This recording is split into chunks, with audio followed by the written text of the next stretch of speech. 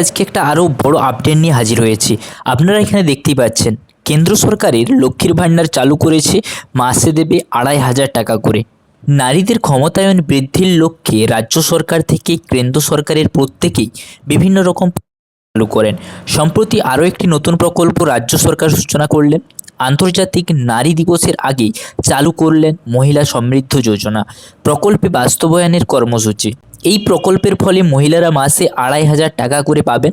কারা এই প্রকল্পের জন্য আবেদন করতে পারবেন এবং এই প্রকল্পের জন্য কি কি ডকুমেন্ট লাগবে সম্পূর্ণ কিন্তু আজকের এই ভিডিওর মাধ্যমে আমি দেখিয়েছি, তাই ভিডিওটা আপনারা সম্পূর্ণ দেখুন।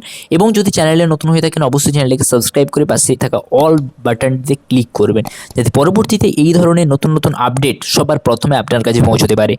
সো প্রথমে আমরা এখানে দেখব যে কারা পাবেন এই প্রকল্পটি।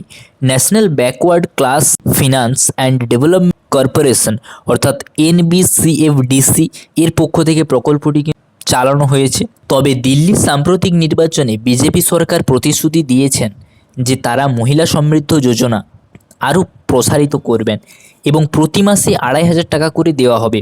নারী দিবসের আগেই বর্তমানে সেই প্রতিশ্রুতি কিন্তু বাস্তবায়িত হয়েছে। এরপর দেখব কারা পাবেন এই সুবিধা। না, এই প্রকল্পের সুবিধা নিম্নলিখিত মানুষগুলো পাবেন। যে আবেদনকারী প্রার্থীকে ভারতীয় নাগরিক হতে হবে, অর্থাৎ আপনি এখানে আবেদন করতে গেলে আপনাকে কি কি থাকতে হবে এখানে কিন্তু আপনি জেনে নিন। আপনাকে কিন্তু অবশ্যই ভারতীয় নাগরিক হতে হবে, বয়স হতে হবে আপনার ১৮ বছর বা তার বেশি, পারিবারিক বার্ষিক আয় ৩ লক্ষ টাকার কিন্তু কম থাকতে হবে, কর্মহীন বিধবা বা একক মহিলা বা সামাজিক অর্থনৈতিকভাবে দুর্বল শ্রেণীর মহিলারা এই প্রকল্পে আবেদন করতে পারবেন। একমাত্র দিল্লির বাসিন্দারাই এই প্রকল্পের কিন্তু সুবিধা পাবেন। দিল্লির বাসিন্দা যারা আছে তারাই কিন্তু সুবিধা পাবেন। এই প্রকল্পে কিভাবে আবেদন করা যাবে? এই প্রকল্পে কিন্তু সাধারণত দুইভাবে আবেদন করা যায়, একটা হচ্ছে অনলাইনের মাধ্যমে আর একটা হচ্ছে অফলাইনের মাধ্যমে। দুটোই বলেছি না, এখানে অনলাইনের মাধ্যমে কিভাবে এখানে আবেদন করবেন আপনারা।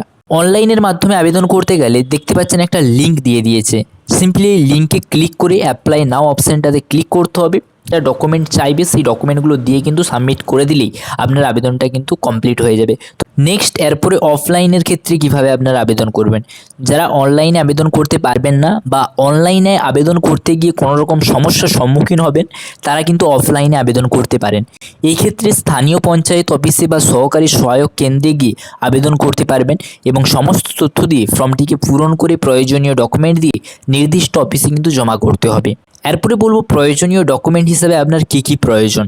এক্ষেত্রে প্রয়োজনীয় ডকুমেন্ট হিসাবে লাগবে আধার কার্ড, বাসিন্দার পরিচয়, আবেদনকারীর বৈবাহিক অবস্থার সার্টিফিকেট, ব্যাংক অ্যাকাউন্টের বিবরণ ও ইনকাম সার্টিফিকেট কিন্তু আপনার প্রয়োজন, অর্থাৎ যিনি আবেদন করবেন।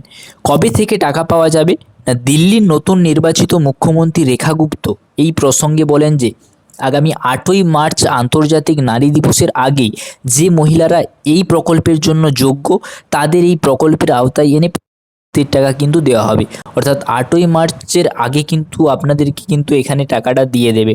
উল্লেখ্য এই প্রকল্প সমাজ পরিবর্তনে ও মহিলাদের সম্মান প্রতিষ্ঠা ও স্বনির্ভরের ক্ষেত্রে গুরুত্বপূর্ণ একটি সূচনা থাকবে বলে মনে করেছেন বিশেষজ্ঞ মহল। সো বন্ধুরা, আপনাদেরকে কিন্তু আজকে একটা বড় আপডেট আমি দিয়ে দিলাম যে কেন্দ্র কিন্তু এবারে লক্ষ্মীর ভাণ্ডার চালু করেছে। সেইখান থেকে আপনি কিন্তু ২৫০০ টাকা পেয়ে যেতে পারেন, কিন্তু আপনি যদি মহিলা হন তবেই কিন্তু পাবেন এবং শুধুমাত্র দিল্লির বাসিন্দারাই কিন্তু এখানে অ্যাপ্লাই করতে পারবেন এবং তারাই কিন্তু পাবেন। আশা করি ভিডিওটা বুঝতে পারলেন। যদি কোথাও বুঝতে অসুবিধা হয় অবশ্যই কমেন্ট বক্সে কমেন্ট করবেন এবং চ্যানেলে যদি নতুন হয়ে থাকেন অবশ্যই চ্যানেলটিকে সাবস্ক্রাইব করবেন। ভিডিওটা যদি ভালো লাগে অবশ্যই একটা লাইক করবেন। Thanks family. জয় হিন্দ।